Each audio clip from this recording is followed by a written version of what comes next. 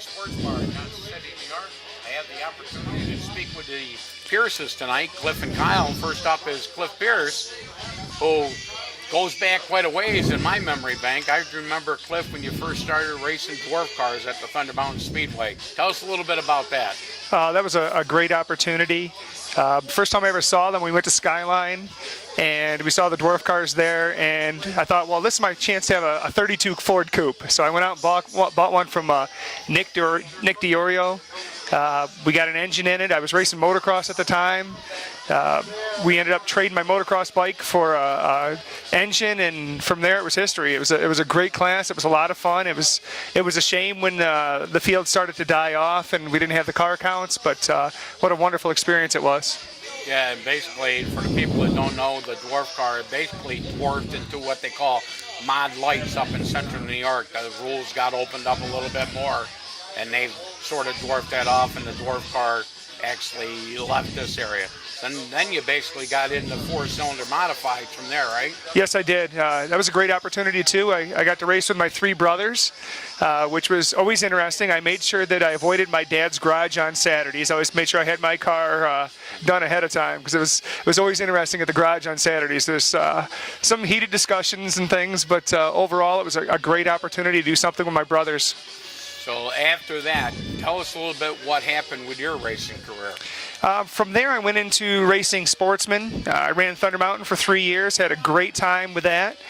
Then we decided, I was starting to look towards something that my son could get involved with, and we actually traded my sportsman for another slingshot. And we ran Starlight Speedway for a few years with the slingshots, and it was a great opportunity for Kyle. It was kind of funny, his very first race in a slingshot, he started dead last. It was a week when my wife couldn't make it, because my wife was racing too. And we had a little spin out. Another guy and I got together, and we went to the back, and I look over, and here goes this little guy that, we had to put foam mug plugs in the car so he could sit up and see. And here he goes by leading, and waving at us, and he went on to win the race. It was really a pretty cool experience. Well, that's good. Then, like I said, you ran some sportsmen. Did you race the modified too? I did not, no. I did go from, when we got done racing the slingshots, I started racing the IMCA modifieds. And I ran 5 Mile Point. That was an interesting class. They were probably the hardest car that I've ever had the opportunity to drive. We ended up winning the championship there in 2009. And from there, I actually traded that car to get my son involved into racing 600 microsprints. So now basically Kyle running the sportsman at 5 Mile, the crate division. Well, he's in the open. They run with that crate bonus down there at 5 Mile. Now you're basically crew chief, I'm assuming, right? I am. I'm learning a lot. This year's been a big learning experience. Back when I was racing sportsman, I didn't seem to have as many mechanical failures as we've had this year. We've had transmission that broke. We've had a rear end that broke, so we've had to replace those. We chased an engine problem for 9 weeks before we finally found it, and now the car's actually running pretty well, so we're pretty pleased. So I was going to lead into my next question. How do you think Kyle has progressed through his career now with the sportsman? How do you think he's doing? I think he's done a great job. I honestly think that he's a better driver than I ever, dreamed of being. You watch, he's very smooth, doesn't make a lot of mistakes. I think, he's going to have a bright future in racing ahead of him. Okay, now that would lead me to, now when you were racing, obviously he was watching you as you were growing up, to get you interested in racing per se. Who was your hero growing up? Actually, I spent just about every Saturday night at the old Shangri-La Speedway, and I loved watching George Kent race. And I watched George go to the outside, and other guys wouldn't be doing what he would do there. And I had an uncle that would bring me there every week. It was kind of a funny story. We'd watch an intermission. We'd go out and listen to the Yankee baseball game because he was a big Yankee fan, and I was at the time also, and then come back in and watch the races. That's a great story. And like I said, George Kent certainly could light it up on the outside at Shangri-La. There's no question about that. Do you think you'll ever get back into racing, or does it bother you that you're not racing? It's funny. Over the winter and early spring, I really wanted to get another car. And we decided that, I'd be better off doing this right now. At the moment, I'm really content really helping him get better and watching him progress. Yes, I'd like to drive again someday, but for now, I'm pretty content with what I'm doing. When he gets that first Sportsman win, you're probably going to be happier than any of the wins you ever had. I'm sure I will. I'll probably have a nice tear in my eye, I'm sure. Okay, well, it's been a pleasure talking to you, Cliff, and glad you were here with us. All right, great. Thank you very much. We're down here at Chubby Sports Bar, Johnson City, New York. Have the great privilege to talk with Kyle Pierce, who drives the number 9 at the 5 Mile Point Speedway in the Sportsman division.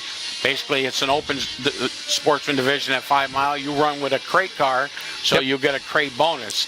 So before we get into that, tell the viewers out there how you basically got started in racing. I grew up watching my dad at Thunder Mountain and the Dorf cars when I was a little Schaefer, and watched him go through the 4-cylinder modifieds and into the Sportsman. And around 2003 area, I started racing quarter midgets, and then from there, we raced those for 4 years. Then we went into to buy slingshots for a couple years. And then we got into the Kitty Cat 4-cylinder division at 5 Mile Point, and we ran there for a year. Well, my dad raced the IMCAs for 2 years. And then we moved from the Kitty Cats into a 270 micro sprint. And then after that, we ran that for a year. We had quite a bit of problems blowing the motors multiple times. And then we went into the 600 micros and ran them for the last 5 years, and now we moved into the Crate Sportsman. The Crate Sportsman. So in that time frame, roughly, I don't know if you kept track, how many wins would you say you've had roughly over that time frame? Pretty close to 70. I believe I'm at 69 right now. That's pretty impressive. So I'm sure you're looking forward to that first one in the Sportsman, which leads me down. Now this is the first time you're in the full-size race car per se. How do you think you're progressing so far? I've learned a ton this year on how to drive a car that's really pushing, how to drive a car that's a lot heavier than what I've been used to. They're about 3 times heavier than the micros that we've been running. So I've learned a lot about driving and throttle control, and really how far to pitch the car sideways and how much that affects how it will roll through the corner and all of that. Well, like I said, now obviously your dad, your crew chief. Now, just before you go out on the track, does he give you a lot of pointers on what you should do, or he pretty much tell you this is it? You go out there and do your best, and yeah, we'll look at the track. Him and then my uncle Mike Austin, who also races in the Sportsman at 5 Mile. We'll all look at the track together and try to see how it's going to play out, and he'll tell me what he thinks will work, and I'll tell him what I'll think will work. And when we're sitting on the line, he'll pretty much leave me to do it myself, and he'll just wish me luck and tell me that just hold my line and always smile because you're having fun doing what you love. Right. And this basically your first full season in the Sportsman division. Obviously, with the crate, you're a little bit underpowered. Yep. Do you feel like that's a big hindrance to you now, or are you using the time to get the actual seat time to learn how to handle the car? Yeah, we're just really focused on seat time this year. Our main goal, we want to get out. If we could, finish top 10 in points. If not, it really wasn't a big deal. We're running the 2000 Olsen, so we're running older stuff, but we're basically all we want to do is get a lot of seat time, get a lot of learning in for the year, and so far we've done that. So well, and that's a big part of the racing. There's no question. You gotta, if you can't get the car down to the ground, get the power to the track, it's a tough deal. So it's a good time.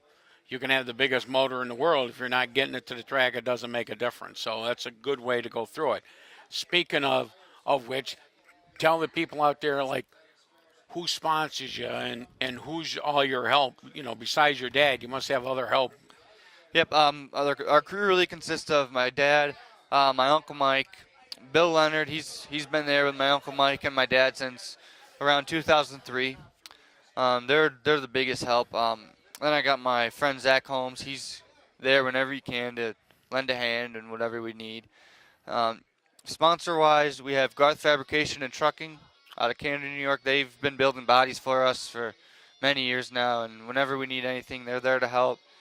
And the last 4 years, I've had Da Vinci's Family Restaurant in Spencer, New York, on board with us. So that's our sponsors for now. And Rich Powell's did our lettering this year, made the car really sparkle with purple. And How do you get a sponsor like the restaurant that's in Central New York? How do you land that sponsor? well, she actually did. The owner did some concrete work at our house, and from there, a couple years later, I went in and I talked to her and I asked her if she wanted to really kind of help us out a little bit, and we'll do some promotional stuff for her. We'll get the name on the car. We'll go and we will go do sit outs where we sit outside the restaurant with the car and have people come in and all of that. So That's good. Like I said, that's what sponsors want to see. It's not always about results. It's about exposure. That's what the sponsor wants. They want exposure. So now, obviously, the first year in Sportsman, I know you've had some mechanical setbacks after talking to your dad. And I believe you were telling me your best finish so far is a 4th. But when you started the season, what was your basic goal? my basic goal, I really just wanted to try to finish races, really just not wreck up the car, try to keep everything straight. And if we get a top 5 every now and then, that's great. But as long as we're learning and having fun, then that's all that really mattered to me for the year. That's a great attitude to have because, like I said, you certainly got to learn first and stay competitive and stay with it and stay out of people's way as you're learning, and they give you a lot of respect for that. The other drivers will too. So, and I guess my last question would be is, what do you see your future in racing is going to be? I hope to be doing this as long as I can possibly think ahead in the future. Where it really will lead, I'm not sure. As long as I'm around family and we're getting to able to go fast, and that's all right with me. Really, the biggest reason I want to get into the Sportsman out of the micros, because I wanted to have a chance to run with my uncle and try to keep it more of a family-based thing. Because we have a lot of family support. We have my mom and my sister. They're always at the track. They're supporting us, and we're getting to park next to my uncle and race with him and get input from him because he's been doing it pretty long time now, and so it's all a big family thing, and that's the best part about it. Yeah, and that's great. And like I said, knowing Mike Austin, another nice guy. Every time I get to see him watch, he's one of my favorites to watch because he'll run anybody that I've ever seen race clean, and he's just one of the nice guys. So. Before we end it, is there anything you want to mention to the people out there about your racing? Anything you can think of might want to talk about? We're always open to marketing partners. If you do want to do something like we have with the restaurant where we do bring the car out, and we're always open to those type of things. For any little kids that ever think that they really can get into the sport and just progress, just make sure you have fun. That's the main goal. If you're having fun, then that's really all that should matter. It's not really about wins or losses. As long as you get to have fun and you get to do it with the people that you love, that's all that really matters. Okay, it was great. I was glad to talk to Pierce's Kyle, his dad Cliff. Again, his race report here at Chubby Sports Bar. We'll go after our commercial. We'll be back with Ron.